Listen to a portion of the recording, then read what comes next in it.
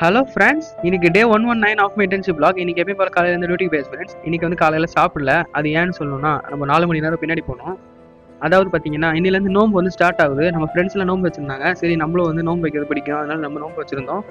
இந்த நோன்பு டைமில் வந்து காலையிலேருந்து சாப்பிட்டுட்டு அதுக்கப்புறம் நாள் ஃபுல்லாக சாப்பிடாம இருப்போம் ஃப்ரெண்ட்ஸ். காலையில் நோம்புக்கு செகருக்கு சாப்பிட்றதுக்கு வந்து நெய் சோறு, சிக்கன் எல்லாம் வந்துருந்துச்சு. அதை அப்படியே சாப்பிட்டு முடிச்சுட்டு நம்ம நோம்பு வந்து தொடங்கியாச்சு. தேவையான தண்ணி குடிச்சிட்டு நம்ம வந்து நோம்பு தொடங்கியாச்சு. அப்படியே வந்து நம்ம காலையில் வந்து ஜிம்முக்கு போயிருந்தோம் ஃப்ரெண்ட்ஸ். இன்னைக்கு வந்து லெக் ஒர்க் அவுட் தான் பண்ணியிருந்தோம். இன்னைக்கு வந்து வெயிட் செக் பண்ணோம் ஃப்ரெண்ட்ஸ். 89 கிலோஸ் இருந்துச்சு. கொஞ்ச நாள் ஜிம்முக்கு போகிறதுனால வெயிட் கெயின் ஆயிடுச்சு. இனியும் பிரச்சனை இல்லை, நம்ம வந்து வெயிட் லாஸ் பண்ணிடலாம்.